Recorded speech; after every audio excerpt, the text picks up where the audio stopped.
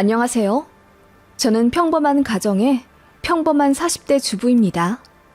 현재 아이 셋 키우고 있고 차례차례 중학생, 초등학생, 고학년, 저학년이에요. 터울이 2, 3년씩 있어서 그렇게 되었네요. 그만큼 아이들로 얻는 행복과 기쁨이 다채롭지만 힘들긴 해요. 게다가 막내가 저학년이라 아직 손이 많이 갑니다.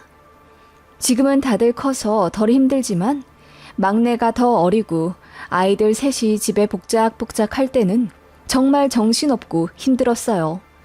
게다가 남편도 3교대라 많이 챙겨줘야 했거든요. 시어머니는 그런 저를 굉장히 마음에 안 들어 하셨어요. 당신 아들은 3교대로 힘들게 일하는데 저는 집에서 쉬고 놀고 먹고 있다고 생각하는 굉장히 고리타분한 사고방식을 가진 옛날 분이세요. 나이가 그렇게 많은 것도 아닌데 결혼 초부터 온갖 독설 다 하신 거 보면 단순히 시어머니라서가 아니라 그냥 저희 어머님 성향이겠죠. 첫 인사 갔을 때도 저를 위아래로 훑어보시더니 스타킹색 지적하며 이런 색깔은 싼티나고 후져 보인다 라고 하셨어요. 그냥 평범한 살색 스타킹이었고 다리가 많이 드러나는 치마도 아니었어요. 딱 단정한 무릎 정도 기장이었는데 대체 제 어느 부분에서 싼티와 후짐을 느꼈을까요? 그리고 며느리가 될 사람한테 대뜸 보자마자 그런 말씀을 하시니 저로선 갑자기 기가 팍 눌릴 수밖에 없었습니다. 그렇다고 해서 결혼을 안 할 수도 없었어요. 사실 혼전 임신이었거든요. 맞아요. 어머님은 그래서 저를 스타킹 핑계대고 싼티나고 후져 보인다라고 속마음을 내비치셨을지도요. 그렇지만 저도 나이가 28살이었고 그렇게 어린 나이도 아니었고 또 임신이라는 게 여자 혼자 하는 게 아니잖아요. 지금 생각해보면 억울한 마음이 있지만 당시에는 혼전 임신했다는 것에 어쩐지 부끄럽고 고개를 떳떳이 들 순 없었네요. 첫 단추부터 잘못 꿰어진 고부 관계였죠. 그렇다고 해서 제가 할 거 안 하고 시집 온 것도 아닙니다. 당시 제 연봉이 남편보다 훨씬 많았고 모아둔 돈도 제가 더 많았어요. 그래서 결혼할 때 제가 7천만 원 들고 왔고 남편은 무일푼이었습니다. 시댁에서도 저 마음에 안 든다고 한 푼 안 보태주셨는데 나중에 알고 보니 보태줄 돈도 없으시더군요. 친정에서는 결혼하면서 돈 대신 제 명의차를 한 대 선물해 주셨고요. 그랬더니 어머님이 그거 가지고도 난리였습니다. 자동차 해줄 거면 사위 명의로 해주지 그랬냐면서요. 그리고 제가 가지고 온 돈 때문에 신혼집 장만하는데도 큰 어려움이 없었는데 어머님은 툭하면 제 앞에서 요새 7천으로 뭐 제대로 할 거나 있나? 그걸로 아파트를 살 수 있어. 주택을 살 수 있어. 라고 하며 제가 20살 때부터 알바하며 모아온 그 돈을 후려치시더군요. 바보 같지만 저는 시어머니가 그런 독설을 하면 바로 받아칠 용기도 배짱도 없었네요. 지금에야 할 말 다 하는 며느리가 대세라지만 제가 결혼할 당시만 해도 아직 순종적인 며느리가 최고인 시대였고 혼전 임신이 조금은 부끄러운 타이틀이었기 때문이죠. 게다가 제가 꼭 아들을 낳아야 한다고 하셨어요. 당시 제 첫아이가 초음파상 딸이었기 때문에 어머님은 실망이 이만저만이 아니셨어요. 그래서 첫째 낳고 나서는 기집애라 정도 안 된다고 병원도 안 오셨습니다. 너무 서럽더라고요. 애 낳고 나서는 어머님 간섭이랑 잔소리가 더 심해졌고요. 이래저래 결혼하고 나서 시댁에서 상처만 받게 되는 저를 안타깝게 생각한 남편이 시댁에서 멀리 떨어져 살자고 먼저 제안하더군요. 첫 신혼집이 당시 시댁이랑 차로 10분 정도 거리였거든요. 그래서 시댁에 자주 드나들어 어머님과 계속 조우해야 했고요. 남편은 애가 태어나자 자신이 만든 가정이 1순위라며 제가 행복한 게 우선이라고 했어요. 그래서 큰 결심하고 시댁에 통보했더니 그때 어머님이 얼마나 울고불고 난리던지요.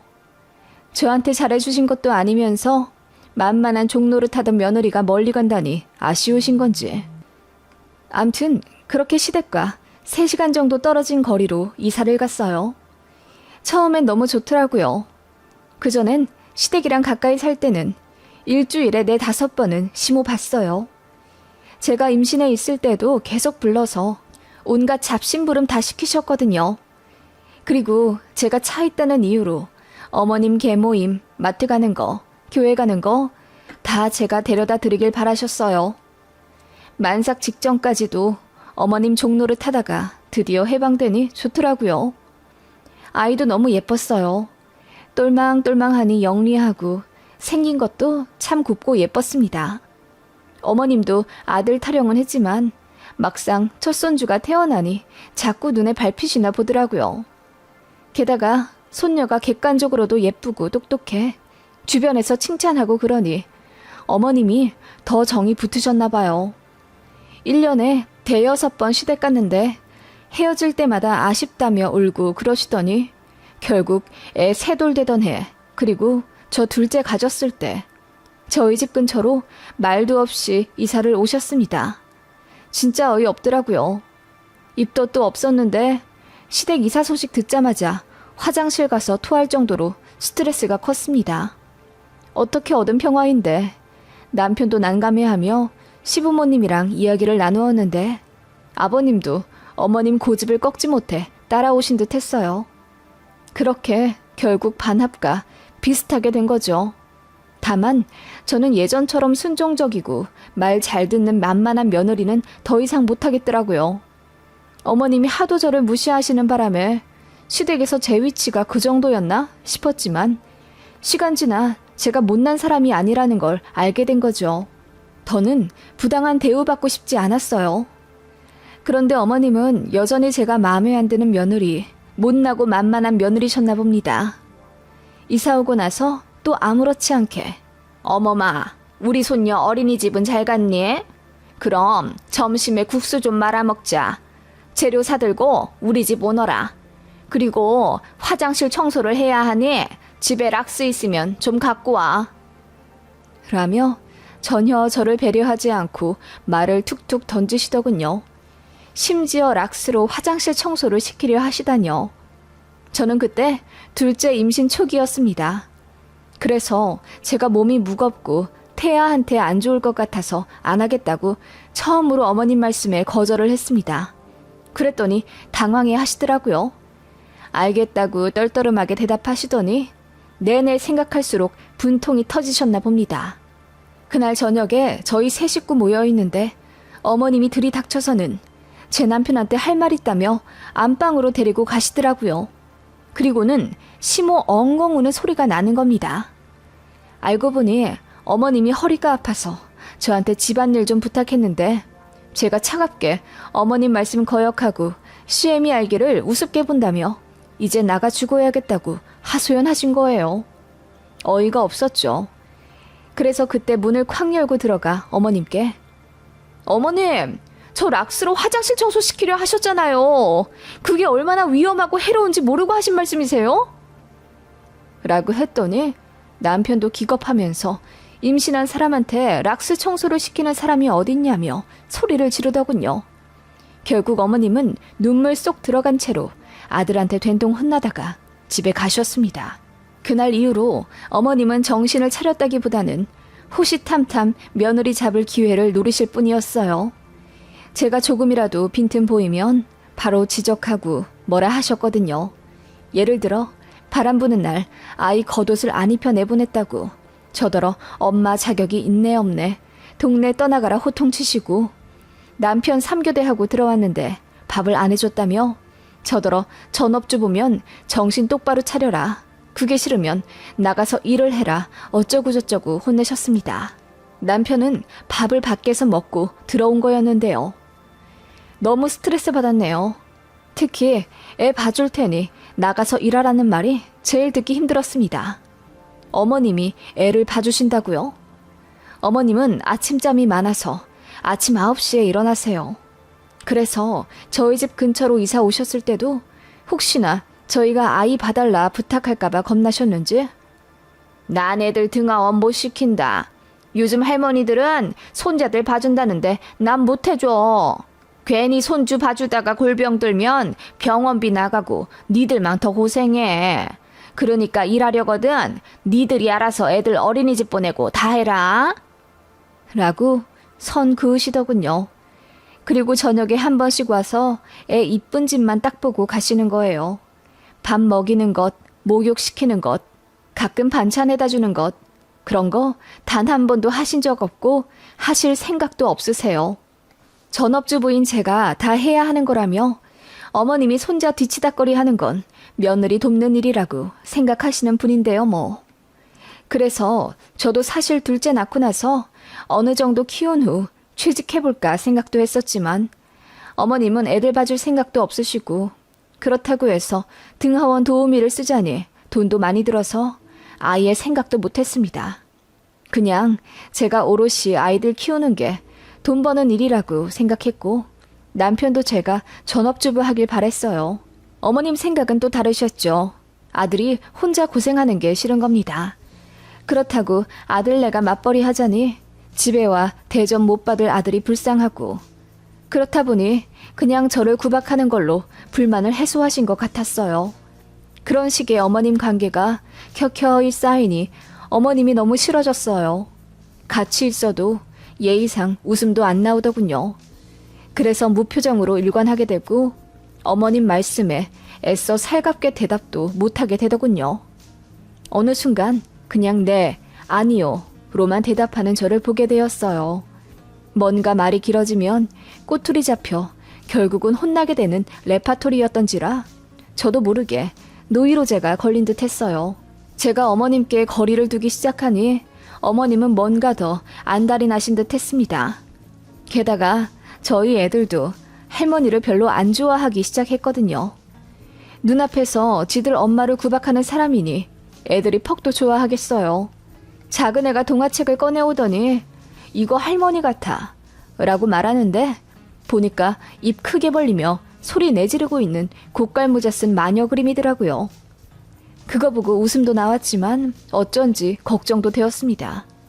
애들 정서를 생각하지 못한 것 같아 미안해서 눈물도 났고요. 그래서 시댁이랑 거리를 어떻게 둬야 하나, 이사를 또 가야 하나 심각하게 고민하던 나날들이었습니다. 그런데 축복처럼 또 아이를 가지게 되었습니다. 셋째가 태어나니 그만큼 행복과 웃음도 집안에 늘어났지만 일거리도 많아져서 살이 엄청 빠질 정도로 바빠졌어요. 그런 와중에 어머님의 생신이 돌아왔습니다. 문제의 그 생신이라고 정정하겠습니다. 그날 이후로 시어머니랑 거의 연을 끊다시피 했거든요. 셋째가 돌도 되기 전이었네요. 애들도 아직 손이 많이 가고 셋째 사람 만드느라 그야말로 매일이 전쟁 같던 나날들이었지만 가까이 사는 시어머니 도움받을 생각은 절대 안 했습니다. 어머님은 한 번 봐주면 버릇된다고 하시며 애들을 시댁에 보내지도 말라고 하셨어요. 며느리 조금이라도 편할까봐 그러신 거죠 뭐. 그러면서 손자들이 할머니 별로 안 좋아한다고 서운해하는 건 무슨 심보인지 모르겠습니다. 아무튼 그렇게 고군분투하며 매일매일 살아가고 있는 와중 어머님의 생신이 돌아왔죠. 그전에는 항상 생신상을 차려드렸습니다. 어머님이 원하셨어요. 아버님은 항상 나가서 고기 먹는 게 제일이라고 하셔서 아버님 생신 때는 늘 외식했는데 어머님은 곧 죽어도 며느리 생신상 받아야 아들 장가보낸 기분이 든다고 하셨어요. 게다가 저도 뭐 일하는 며느리도 아니고 어머님의 오랜 가스라이팅 끝에 전업주부라 며느리 도리도 잘해야 한다는 고정관념 같은 게 있어서 매년 생신 때마다 미역국에 소갈비 정도는 늘 올려 생신상 차려드렸네요. 상다리 부러질 정도로 잘 차려드리진 못해도 제 선에선 늘 최선을 다해서 차려드렸어요. 혹시라도 나중에 꼬투리 잡지 못하도록요. 그해 생신도 어머님이 저에게 생신상을 기대하시더군요. 올 생일에는 소갈비 말고 삼계탕을 좀 해보자. 큰 씨암탉 2마리 구해서 큰 냄비에다가 넉넉하게 한번 해보거라. 라고 하시더군요. 그때 저희 셋째가 돌전이었고 큰애 작은애 할 것 없이 너무나 손이 많이 가는 시기였습니다. 게다가 저는 체력적으로 너무 지쳐서 입병이나 제대로 밥도 못 먹고 있었고 이석증이 와서 항상 어지러워했어요. 그래서 셋째라도 잠깐 어머님께 봐주십사 하고 2-3시간만 부탁했더니 매몰차게 거절하시더군요. 저 알아서 병원 가고 다 하라고 하시면서요. 그때 진짜 없던 정까지 다 떨어지고 다신 어머님께 부탁 안 한다고 다짐했었는데 그 일이 있고 나서 일주일도 되지 않아 저에게 생신상 받을 생각을 하시니 저는 어이가 없는 거죠. 그래서 이번 생신 때는 저도 몸이 안 좋고 너무 바빠서 생신상 못 차려드린다고 했습니다. 그랬더니 어머님이 흠칫하시더군요. 지금까지 결혼 8년차 동안 매해 차려드렸으니까요. 그러더니 서운하셨는지 몸 아파서 그러냐? 정 그러면 내가 셋째를 봐줄게 라고 하시더군요. 셋째 봐줄 테니까 병원 가서 빨리 몸 나은 다음에 자기 생신상 차리라 이거죠. 그래서 제가 어이가 없어서 앞으로도 제 상황에 맞게 차려드리든지 외식하든지 할 거라고 말씀드렸습니다. 그랬더니 어머님이 저더러 너무하다고 하시며 횡하니 집에 가시더군요. 어머님은 그날 이후로 전화도 안 하시고 또 제 전화도 안 받으시더군요. 그러니 생신 때 식사도 하기 싫었지만 그래도 가까이 사니 외면할 수가 없어서 남편이 한정식 예약을 하고 아버님께 말씀드렸네요. 그리고 생신 당일날 모시러 갔더니 어머님이 됐다고 하면서 안 가시는 거예요. 그래서 남편도 화가 나서 이제 생신 안 챙겨드린다고 언성 높였더니 어머님이 섭섭하다며 우시더라고요. 그리고 며칠 뒤 어머님이 집에 찾아오셨어요. 첫째 학교 가고 둘째 유치원 가 있고 셋째는 낮잠 자고 있어서 모처럼 쉬고 있는 달콤한 시간인데 어머님이 비밀번호를 눌러서 문을 쾅 여시더라고요. 그 바람에 셋째가 경기하듯 놀라 일어나 울었고 저는 어머님을 경악스러운 표정으로 바라보았습니다. 어머님이 새빨갛게 상기된 얼굴로 외치시더군요. 너 이혼해라. 집구석에 들어앉아서 집안일도 제대로 못하고 애들을 잘 챙기기를 해. 남편을 섬기기를 해. 이것도 저것도 못하면 시부모한테 자락이라도 할 것이지. 1년에 한 번이는 생신 그건 뭐 어렵다고 모른 척을 하고 있어. 네가 그러고도 주부야? 그리고 여자가 죽어도 하면 안 될 일 중에 하나가 바로 부모 자식 간 이간질이다. 기어코 우리 아들을 네 편으로 만드니 좋냐?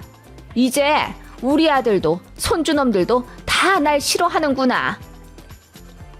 어머님은 그렇게 소리를 지르며 모든 게 저 때문이니 저만 나가면 다 된다 하셨습니다. 제가 며느리 자격이 없대요. 그 말만 반복하시더군요. 듣다 못해 저도 너무 열이 받아서 소리를 질렀습니다. 네, 이혼할게요. 애 셋 두고 나갈 테니 어디 아들 고생하는 거 실컷 보세요. 저도 지긋지긋해서 더는 못 살겠네요. 제가 애들 아빠랑 결혼한 건지 어머님이랑 결혼한 건지 당최 모르겠어요. 지금껏 살면서 전 칭찬만 들어왔어요. 살림, 육아, 내조 뭐 하나 빠질 것 없이 다들 저더러 잘한다고 하는데 어머님만 절 깎아내리지 못해 안달이세요. 제가 대체 뭘 그리 잘못했나요? 그랬더니 시어머니가 눈이 댕그레지며 아무 말 못하시더라고요. 셋째는 까랑까랑하게 울지 저도 눈물이 터져서 엉엉 울지 그야말로 아비규환이었습니다. 시모가 그제야 목소리를 낮추더니 본인이 너무 화가 나서 한 소리 한 것뿐이니 이혼 얘기는 없던 걸로 하자고 하는데 더 황당하더라고요. 제가 어머님 기분 맞춰주는 인형이에요? 없던 일로 하자고 하면 제 상처도 없던 일처럼 없어져요? 어머님, 저만 며느리 자격 없는 줄 아세요? 어머님도 시어머니 자격 없어요. 당신 아들 좋아서 같이 살러 들어온 남의 집 딸한테 그렇게 굴면 벌 안 받을 거라 생각하세요? 제가 쏘아붙이니 어머님이 뒷목을 잡으시더군요. 저는 화가 나서 어머님도 시어머니 자격 없는 거 매한 가지니 내 집에서 당장 나가라고 했습니다. 내 돈 들여 산 내 집이라고요. 그러니까 어머님이 덜컥 겁이라도 나신 건지 저더러 대화로 풀자면서 갑자기 입장을 바꾸시더라고요.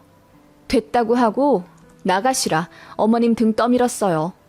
그리고 현관 밖에 어머님 세워두고 보란듯이 도어락 비밀번호 바꿔 쾅 하고 들어왔네요. 문 밖에서 어머님이 아이고 아이고 소리가 나는데 못 들은 척 아이 데리고 안방으로 들어왔네요. 그날 남편이 시댁에 호출받고 3시간가량 얘기 나누다 왔더군요. 제 입장 얘기할 것도 없이 남편도 상황 미루어 짐작하고 있었고 무조건 제 편이라 하며 앞으로 시어머니 연락 받지도 말고 만날 필요도 없다고 해주더군요. 너무 고마웠습니다. 사실 남편도 원망스러웠는데 그래도 결정적인 순간마다 제 편 들어주니 참 고맙더군요.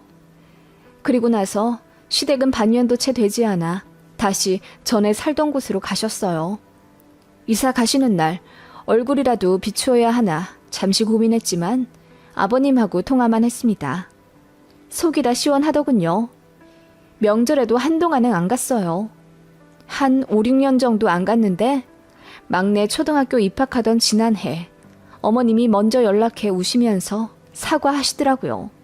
이제 명절에는 오라고 하시면서요. 그래서 생각해본다고 했네요. 모르겠어요. 앞으로도 가기 싫은데 제 마음대로 해도 될까요? 어머님한테는 정이 있는 대로 다 떨어져서 솔직히 돌아가신다고 해도 눈물 한 방울 안 날 것 같아요. 다 어머님이 자초하신 결과라고 생각합니다.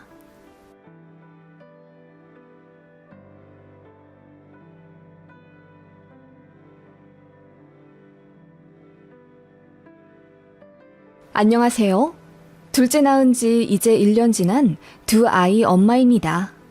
첫째는 7살이에요. 터울이 좀 있네요. 그렇다 보니 둘째 아기 가졌을 때 친정에서 걱정을 많이 하셨어요. 가뜩이나 체구도 작고 몸도 약한 데다 이제 나이도 있으니까요. 그래서 걱정되는 마음에 출산하고 한약 지어 먹으라고 엄마가 돈을 주셨는데 그걸 시어머니가 홀라당 먹으려고 하셨네요. 그래서 저도 너무 열받아서 시모랑 대판 싸웠고요. 시어머니는 제가 너무 심하게 대들었다고 앞으로 얼굴 안 보고 살 거라는데 제가 너무 심한 건가요? 솔직히 저는 이대로 영 끊고 살면 오히려 땡큐입니다. 너무 어이없는 제 얘기 한번 들어주세요. 저희 부부는 아주 평범한 가정이에요. 남편은 금융권 사무직이고 외벌이입니다. 광역시 살고 있고 전세 아파트 24평에 살고 있고요. 친정은 아빠가 공무원 퇴직하신 관계로 부모님이 연금 받아 살고 계시고요. 시댁은 농사 짓고 사십니다. 모든 농촌 가정들이 그런 건 아니지만 시댁도 딱히 여유가 있는 편은 아니기에 저희 결혼할 때 당연히 한 푼도 안 도와주셨고 오히려 남편이 본인 앞으로 들어온 축의금까지 탈탈 털어내어 드렸습니다. 저는 반대로 친정아빠가 3천만 원 해주신 거 들고 와서 신혼집 전세에 보탰고요. 저희 집도 부자는 아닙니다. 큰아빠가 사업하다가 돈 다 날려먹어서 아빠가 그거 좀 갚아주시는 바람에 저희 집도 여유 있진 않아요. 그래도 엄마가 알뜰살뜰 가계부 30년째 써가며 살림 정갈하게 잘하신 덕분에 그럭저럭 평범하기는 삽니다. 그런데 시댁은 그냥 돈 생기면 다 쓰시는 것 같더라고요. 아버님은 개인 취미로 민물 낚시를 하시는데 주말마다 나가시니 한 달에 40에서 50만 원 정도 용돈으로 쓰신다더군요. 어머님은 친구들이랑 여행 다니는 재미로 사시는 분이라 한 달에 한두 번은 꼭 지방 돌며 노세요. 외모도 건강도 어찌나 관리 잘하시는지 전혀 시골 사는 분 같지 않습니다. 화장품은 꼭 비싼 설화수 쓰시는 분이라 피부는 저보다 더 좋아요. 영양제도 거의 지식이 박사님 수준이라 어찌나 잘 골라 드시는지 잔병치레 하나 없으셨습니다. 시부모님 두 분 다 건강은 참 좋으세요. 그건 참 다행이죠. 그런데 솔직히 농사라는 게 수익이 보장된 직업도 아니고 날씨와 천재지변의 흥망성쇠가 결정되는 사업이잖아요. 그래서 어떤 해에는 농사가 쫄딱 망해 연수익 500만 원도 못 버신 적도 있습니다. 그럼 좀 아끼셔야 하잖아요. 그런데 시부모님은 쓸 때 다 쓰고 돈 떨어질 때마다 자식들한테 손 벌리시더라고요. 남편은 형제가 2남 1녀인데 남편이 둘째입니다. 위로 신우 있고 아래로 남자 시동생 계세요. 신우는 대학병원 간호사고 시동생은 직업군인. 제 남편도 한 달에 350만 원 정도 버는 고만고만한 직장인인데 시댁에서 자식들한테 많이 기대는 편이더라고요. 제 남편도 결혼 전부터 본인 부모님한테 월 30에서 50만 원씩 보내는 걸 봤었는데 콩깍지라는 게 뭔지 그땐 그게 그렇게 거슬리지 않았던 것 같아요. 그런데 결혼하고 나서도 자꾸 드릴 일이 생기니 한 해에 시댁으로 300에서 500만 원은 들어가는 것 같습니다. 사실상 시댁은 자식들이 부양하는 돈으로 먹고 사신다고 봐야 하고요. 아이 없을 땐 크게 상관이 없었는데 아이 낳고 애한테 들어가는 돈이 많아지니 시부모님한테 계좌이체 할 때마다 속이 쓰리더군요.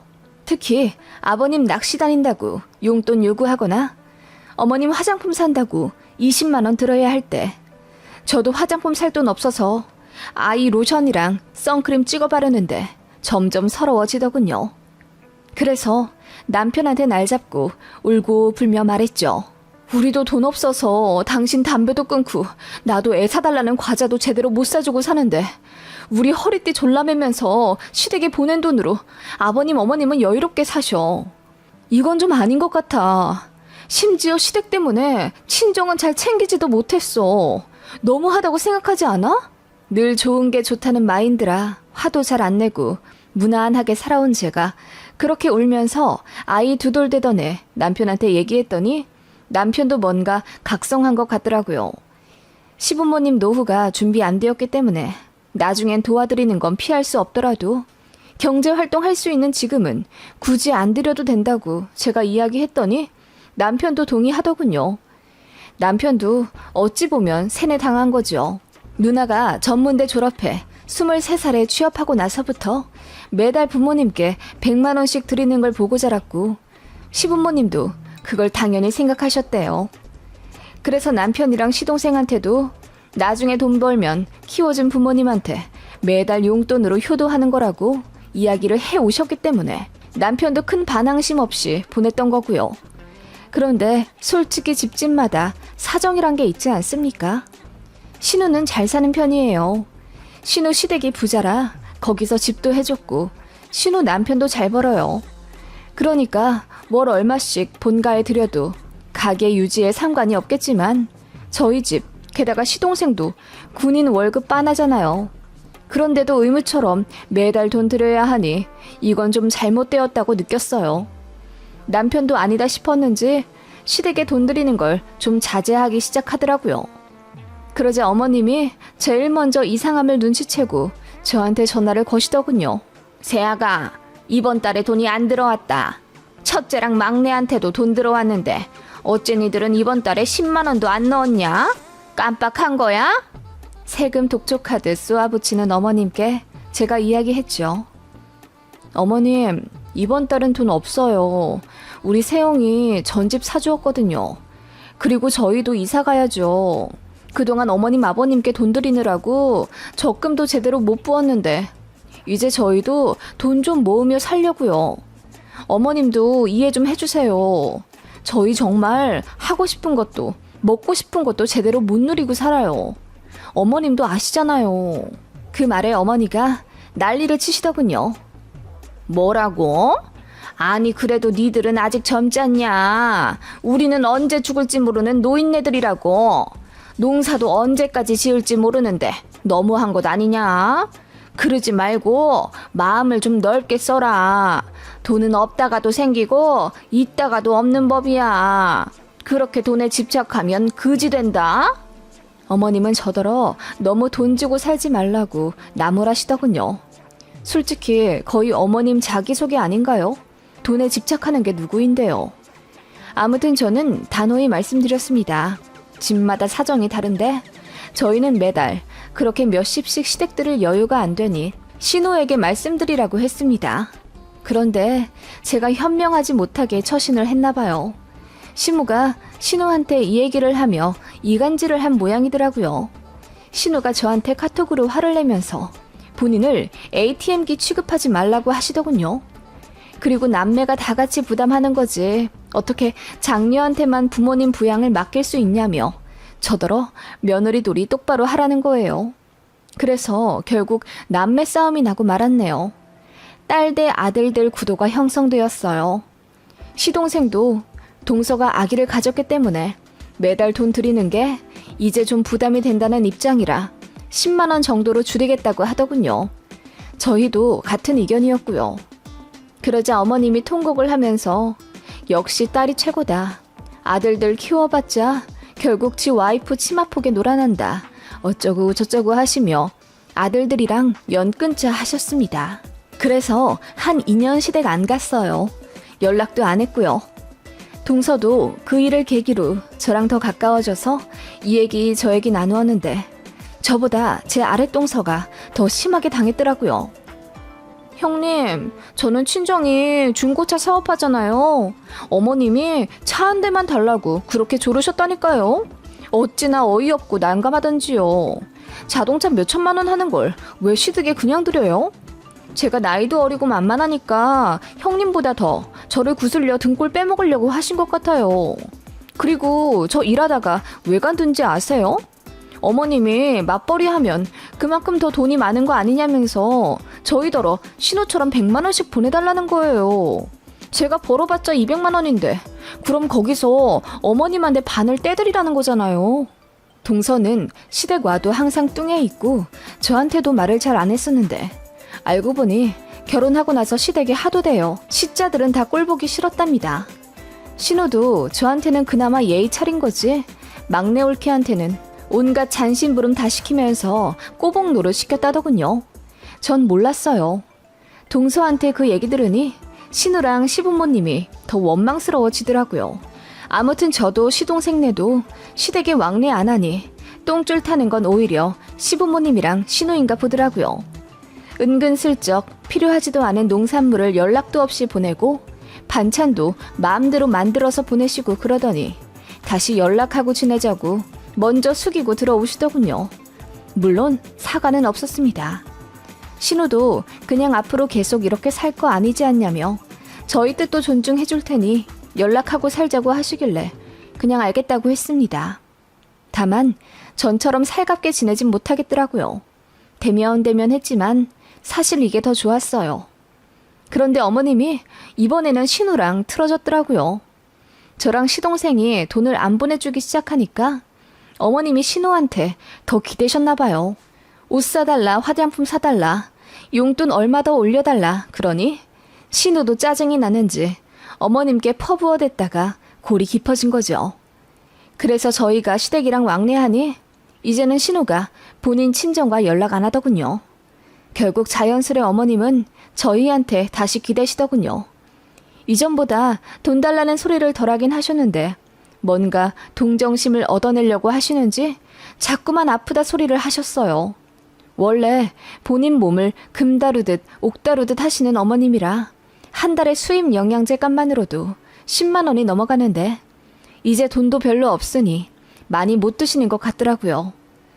영양제를 많이 못 먹어 몸이 허약해진 것 같다며 병원 갈 때마다 저에게 전화해 하소연 하시더군요. 결론은 역시나 돈이었죠.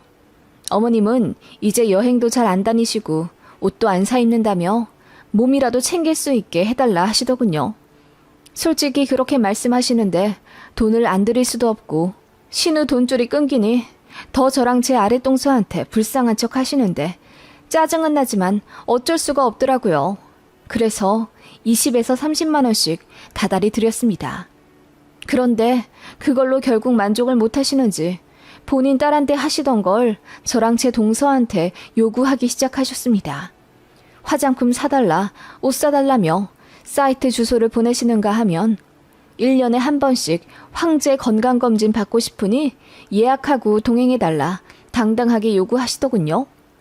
그 황제 건강검진은 250만 원짜리예요. 그걸 시부모님 두 분이 받으신다니 500만 원이죠. 그걸 신우가 있을 때는 어머님이 당연한 듯 받으셨나 봐요. 그런데 이제 신우도 예약 안 해주니 저랑 동서더러 해달라 부탁하시는 거죠. 그렇게까지 비싼 건강검진 매년 부담할 수 없다고 했더니 울고 불고 난리가 나시더군요. 어머님 가뜩이나 건강 염려증이 의심될 정도로 별일도 아닌 증상마다 병원 가시고 영양제를 병적으로 드시는 분이라 건강검진이 너무 중요한 분이셨어요. 그렇게 몇 달 며칠을 졸라대셔서 결국 시동생네랑 돈 모아 해드렸습니다. 정말 힘들었어요. 돈 버는 족족 다 시댁에 돈이 들어가니 이혼하고 싶다는 생각까지 들었습니다. 그런데 생각지도 못하게 둘째가 생겨버린 거예요. 타올이 많이 져서 고민을 하긴 했지만 운명이라고 생각하고 낳기로 했습니다. 첫째랑 다르게 입덧이 심하더군요. 그래서 제가 고생을 많이 했어요. 그런데 참 임신이라는 게 신기하더군요. 어떤 음식 하나에 꽂히면 그건 먹을 때까지 해소가 안 돼요. 임신 초기에 시댁 밥상에 가끔 올라오던 민들레김치가 그렇게 생각나더라고요. 시댁밭 지천에 널린 게 민들레였고 또 철이라 어머님께 조심스레 부탁했어요. 결혼한 지 거의 10년이 다 되어가던 때였는데 저는 단 한 번도 어머님께 먼저 뭔가를 해달라거나 요구한 적이 없었습니다.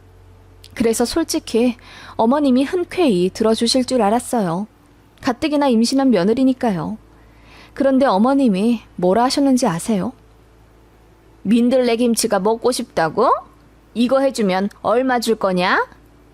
이러시는데 마법처럼 식욕이 확 떨어지더군요. 식욕이 떨어짐과 동시에 정도 떨어졌어요. 그간 어머님 아버님한테만 들어간 돈이 몇 천에 육박하는데 고작 민들레김치 한 주먹 보내달라는 게 그렇게나 대단한 일이었을까요? 그래서 제가 싸늘한 목소리로 됐다고 하고 끊어버렸네요. 서운해서 눈물이 다 났어요. 남편도 그 얘기 듣고는 엄청 화가 났는지 본인 엄마한테 전화 걸어 따지더군요. 결국 그 다음 주에 어머님이 2주먹 보내시긴 하셨는데 먹고 싶지가 않아서 냉장고에 처박아 두었어요. 그런데 어머님은 그거 가지고 생색은 오지게 내시더군요. 받았으면 고맙다는 인사를 해야 한다며 시골 사는 노인네들한테는 감사의 의미로 돈을 붙이는 게 인지상정이라 하시는데 정말 진절머리가 났어요. 택배비가 5,000원이 들었으니 10만 원 달라고 하시는데 뭔 기적의 논리인지도 모르겠고요. 아무튼 그렇게 임신 기간을 보내고 6개월쯤 어머님이 저 삼계탕 해주러 집에 오겠다 하시더라고요. 원래는 오라고 해도 안 오셨던 분이에요. 기차 타고 버스 타고 가는 게 더 힘들다고요. 그런데도 저 몸보신 해주러 오신다고 하니 어머님이 드디어 정신이라도 차리신 건가 싶어 내심 감사하더라고요. 어머님은 저희 집에서 2박 3일 묵고 가신다고 하셔서 방도 깨끗하게 정리해 내어드렸습니다. 그런데 저 몸보신 해주겠다고 하신 어머님은 2손 가볍게 오셨더라고요. 그러면서 장을 보러 가자며 저를 데리고 마트에 가자 하시더군요. 그리고는 삼계탕 거리 3만 원 정도 사신 후에 저더러 결제하라 등 떠미시고는 백화점에 가재요. 본인 가을에 친구들이랑 제주도 여행 갈 건데 트렌치 코트를 좀 사러 왔다면서요. 어이가 없었죠. 어머님이 저희 집 오신 이유는 트렌치 코트 사달라고 하러 온 거였더라고요. 그래서 제가 아, 네. 그러면 편하게 둘러보고 주차장에 내려오세요. 저는 배가 뭉치는 것 같아서 쇼핑은 같이 못 해드리겠어요. 라고 하며 차로 먼저 가야겠다고 하니 어머님이 화들짝 놀라시더군요. 차마 카드 달란 말은 못하셨는지 전전긍긍 하시더니 결국 30분 만에 전화와서는 올라와서 계산 좀 해달라 하시더군요. 카드를 안 갖고 왔는데 대신 내주면 돈을 계좌이체 해주시겠대요. 그러면서 뒤에 줄이기니 어서 와달라고 재촉하는데 어쩔 수 없이 가서 대리결제 해드렸습니다. 35만 원짜리 사셨더라고요. 이 정도면 거저다 거저. 엄청 싸게 산 거야. 알지? 어머님은 저 들으라는 듯 계속 저렴하다는 걸 강조하시더군요. 저는 어머님이 태어날 아이 옷이라도 사주시려고 백화점 오자고 하신 줄 알았어요. 정말 황당했어요. 그렇게 어머님 소기의 목적이 달성되셨는지 집에 오셔서 흥얼거리며 삼계탕 해주시고 할 거 없다며 막차 타고 내려가셨어요. 그리고 트렌치코트 돈은 당연히 입금하지 않으셨습니다. 일주일 기다렸다가 전화드리니 다음 달에 준다고 미루시더라고요. 그리고 아이 낳을 때까지도 어머님은 돈 없다 하며 주지 않으셨습니다. 그 일이 어머님과 연끄는 사건은 아니에요. 진짜 이유는 따로 있습니다. 제가 첫째랑 터울지게 둘째를 낳는다고 했잖아요. 그래서 나이도 그렇고 몸도 그렇고 걱정 많이 하신 친정 부모님께서 저 아기 낳고 나서 한약 지어 먹으라고 돈 봉투를 주셨습니다. 500만 원이더라고요. 너무 감사했어요. 다 약 지어 먹으라 주신 건 아니고 출산 축하금이었죠. 남편도 이건 무조건 마누라 위에 써야 한다면서 산후보약으로 유명한 한의원을 알아보기 시작하더군요. 그러면서 본인 매형한테 전화를 건 것 같더라고요. 아주버님의 어머니, 즉 신우의 시어머니가 한의사 하시거든요. 그게 어머님 귀에 들어간 듯 했습니다. 언제 신우랑 화해를 했는지 모르겠더라고요. 아무튼 어머님이 저에게 전화를 하셔서 세아가 몸조리는 잘하고 있니? 다름이 아니라 우리 큰애한테 들었는데 너 산후보약 알아본다면서 내가 돈 보태서 더 좋은 걸로 지어줄게 라고 하시더군요. 그 말에 은근히 감동이더군요. 기대가 없던 시어머니였으니까요. 암튼 뭐 마음만 바뀌다고 했더니 어머님이 이왕 짓는 거 좋은 걸로 오래 지어 먹어야 하지 않겠냐면서 신우 시어머니한테 좋은 거 추천받아 제 한약을 지어주겠다 하시더군요. 제가 기겁을 했죠. 친정에서 받은 500만 원을 전부 다 한약 지어 먹을 생각이 없었어요. 그럴 여유도 형편도 없으니 그냥 50만 원 정도만 써서 3개월어치 먹으면 그걸로도 괜찮겠다고 했지요. 그렇게 마무리된 줄 알았는데 어머님이 그 다음 주에 전화를 하셨어요. 받고 기절초풍했네요. 한의원에 가서 약을 지어달라고 했더니 여기는 약이 1년치고 최소 500만 원이라고 했대요. 그래서 그냥 가불로 하고 지어왔다는 겁니다. 다음 주부터 한약이 택배로 갈 테니 받아 먹으라 하시는데 그러면서 덧붙이는 말이 그런데 세아가 내가 고구마를 팔아야 목돈이 생길 것 같은데 네가 거기다 돈을 좀 줄 순 없겠니? 너 친정에서 받은 500만 원 있잖아. 내가 고구마 팔고 너 꼭 줄게.